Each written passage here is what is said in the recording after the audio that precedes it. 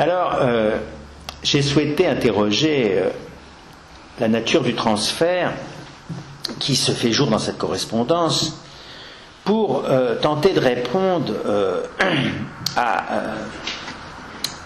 cette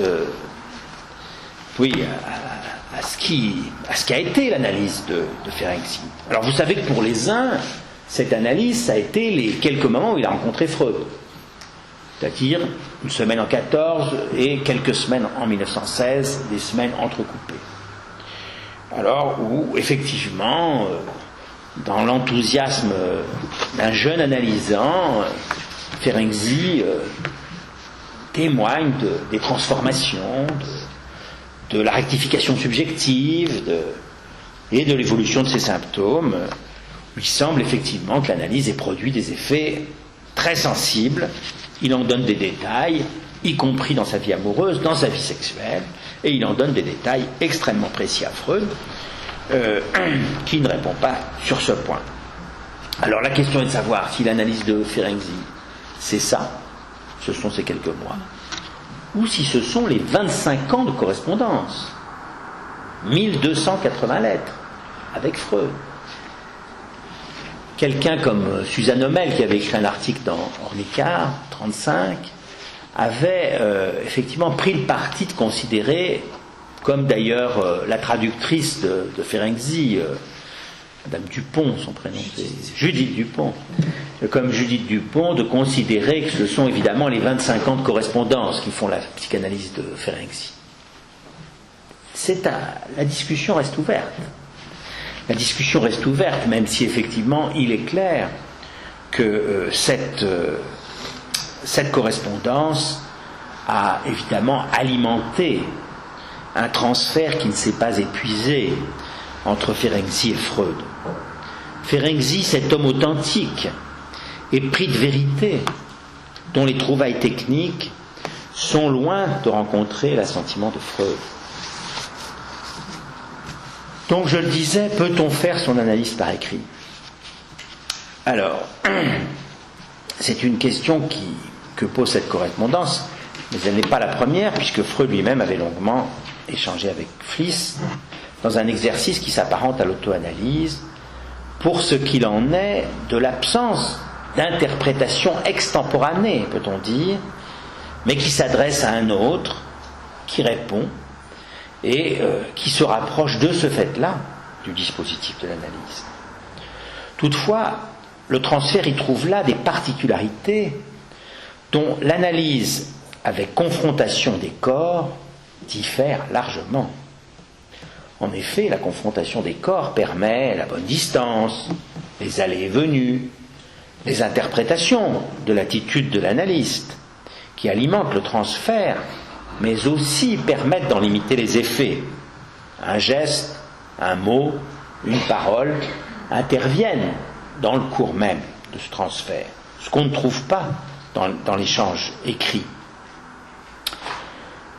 Peut-être même cette limite qui se joue dans le transfert, qui est à la fois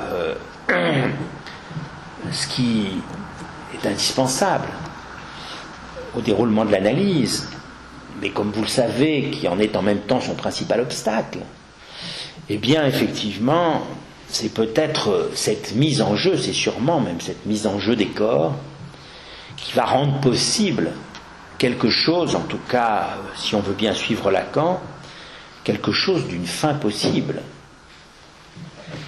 Il n'est qu'à entendre, par exemple, le témoignage du seul AE actuel de l'école de la cause freudienne, Bernard Sénave, pour comprendre comment, effectivement, cette question s'est jouée pour lui, entre ses rêves, ou effectivement, les questions du corps, son analyse, ses inhibitions, et en même temps la fonction paternelle telle qu'elle s'est jouée dans son histoire, telle qu'il en témoigne. Alors, la question qui se pose, comme je l'ai dit tout à l'heure, est-ce que ce sont les obstacles matériels qui ont empêché Ferenczi de poursuivre sa cure, Est-ce que c'est sa propre résistance?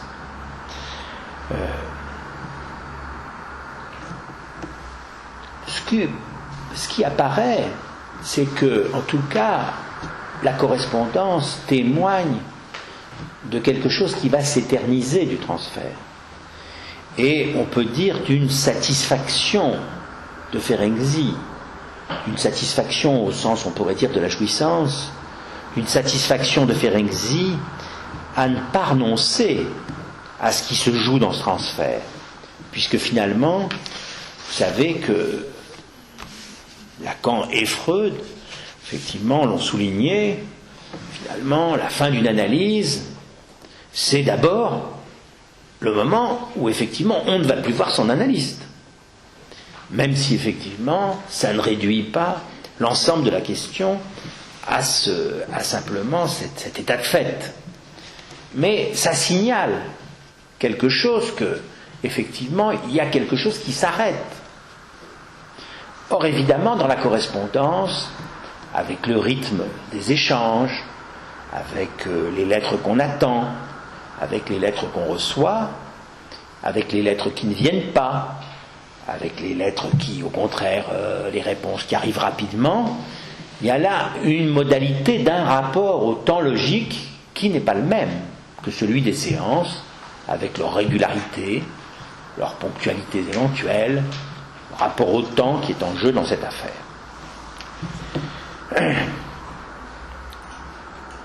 On peut lire dans la correspondance à quel point, oh là là, je ne vais pas mettre longtemps, à quel point, jusqu'à quelle heure on dispose, on est jusqu'à, je peux parler quoi, une demi-heure encore?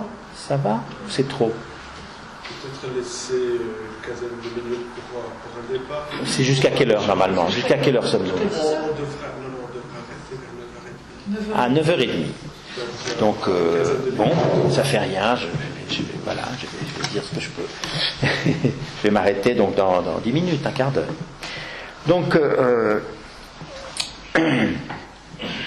oui, donc ce transfert traversé par les vicissitudes de la vie économique, de la guerre, des conditions, etc., de la vie amoureuse, et puis de la maladie des protagonistes aussi, jusqu'à la mort de Ferenczi, qui d'ailleurs n'arrête pas le commentaire de Freud, puisque vous savez que, en particulier, un des commentaires importants, c'est celui qui est dans Analyse finie infinie, hein, où effectivement il reprend avec une certaine bienveillance la considération sur l'œuvre de Ferenczi, alors même qu'au moment de sa mort, peut-être un peu chauffé, excusez-moi la vulgarité du terme, mais un peu chauffé par Jones, il considérait que Ferenczi déconnait largement. Il est probable, je vais un peu vite là parce que effectivement ça ne pas beaucoup de temps, il est probable que Freud a pensé à un moment donné, s'est posé la question d'un déclenchement chez Ferenczi. Pourquoi? D'un déclenchement d'une psychose ou d'un déclenchement d'une interprétation délirante. Sur quoi? Sur évidemment la certitude qui était celle de Ferenczi quant au bien fondé de ses propositions techniques, et en particulier de la technique active. Hein. Mais John s'était vraiment mal placé, qui avait été l'analyse de Ferenczi, ou trop bien placé pour effectivement ne pas prendre en compte son transfert négatif à son endroit, et pour considérer que Ferenczi délirait. Je crois que, en tout cas, s'il y a quelque chose qui peut alimenter cette dimension des choses, c'est effectivement la passion qui est dans le transfert avec Freud. Et la passion, c'est l'interprétation, c'est les fâcheries, c'est les bouderies, c'est la manière dont Ferenczi se sent visé. Mais après tout, dans le transfert, est-ce que c'est pas ça? On est visé, effectivement, par l'autre qui est l'analyste. Hein, on est visé. Je disais récemment, ce faux ami qui ne vous veut pas du bien, hein, en parlant de l'analyste. Hein. C'est vrai qu'il y a un côté comme ça. Il y a un côté, mais qu'est-ce qu'il me veut? D'accord, je suis allé le voir, lui demander quelque chose, mais quand même, qu'est-ce qu'il me veut? Bon. Et donc, cette dimension des choses est très présente dans le transfert de Ferenczi à Freud, et d'autant que Freud n'a pas ménagé ses critiques à Ferenczi, et en particulier sur la technique active. Et il lui dit, ça suffit comme ça. Il lui dit, quasiment, à certains moments, votre truc est délirant, tenez-vous bien. Autrement dit, tenez-vous bien, c'est-à-dire, vous ne respectez pas la neutralité analytique, vous vous engagez auprès de vos patients, soi-disant avec tact, mais c'est pas du tout ça. En fait, vous y allez avec quelque chose qui n'a rien à voir avec de la discrétion, qui effectivement est une transgression, finalement, de la neutralité à laquelle l'analyse doit se tenir. Et, évidemment, on voit bien, à certains moments en particulier, à un moment donné, Ferenczi dit, je vais partir en vacances, alors ça se faisait beaucoup à l'époque, j'emmène 2 patients. Effectivement, d'une part, il fallait continuer. Non, mais c'était pas, il faut pas l'entendre comme je vais à la mer avec 2 patients que j'emmène à la plage. C'est pas tout à fait ça. Je pars en vacances, donc je propose à 2 patients de me suivre. Puisqu'effectivement, d'une part, il fallait qu'ils continuent à travailler parce que la nécessité économique faisait loi. Et puis, il fallait, et il propose à Sokolnika. Et Freud lui dit, arrêtez ça tout de suite. Parce qu'effectivement, de Sokolnika, il s'était plaint à de nombreuses reprises. Elle était déchaînée, elle était un peu érotomane, en tout cas dans le transfert. Elle était insupportable, elle lui faisait des scènes à tout propos. Et lui, Ferenczi, justement, selon sa technique on gratifie toujours un peu plus le patient et on est très gentil avec lui, etc.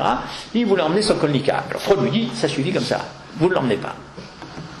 C'est pour dire effectivement que Freud intervenait très vivement, y compris après tout ce que Ferenczi lui demandait. Le fond du transfert, évidemment, qui lie Ferenczi à Freud, semble se résumer dans la quête d'un amour paternel, d'un amour de reconnaissance, et dans la rivalité fraternelle que Ferenczi va entretenir avec un certain nombre d'analystes de son temps. Il y a des scènes...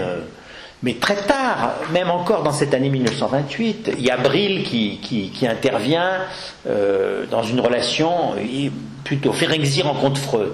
Et il y a Brill qui est là. Il est là parce qu'effectivement, il semble qu'ils aient,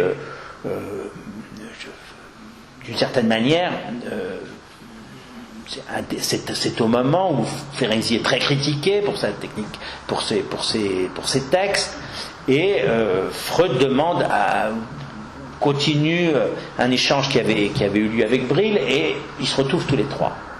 Ferenczi est dans une colère absolument inouïe, et il est dans une rage rivalitaire absolument totale.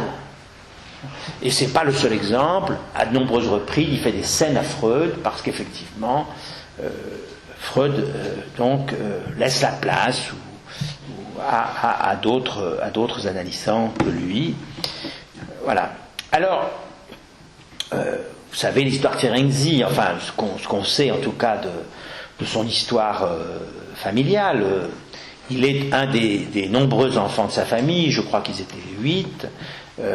Il est je sais pas, dans les derniers, je crois.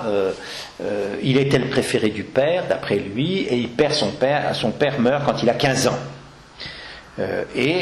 Ça restera comme ça quelque chose qui va projeter sur Freud, donc son aîné, et qui va alimenter en tout cas un des ressorts du transfert à Freud, et un des ressorts et en même temps la limite du transfert à Freud, puisqu'effectivement en 1920, quand il va rencontrer Grodek, il va s'épancher auprès de lui pour dire qu'effectivement il y a quelque chose d'impossible avec Freud. Il y a quelque chose d'impossible parce qu'effectivement Freud s'adresse à lui comme à un fils, ou plutôt comme un père à un fils, et que ça n'a rien changé pour lui, qu'il n'est pas arrivé à faire bouger quelque chose de ce complexe-là, et qu'il se retrouve toujours dans la même problématique.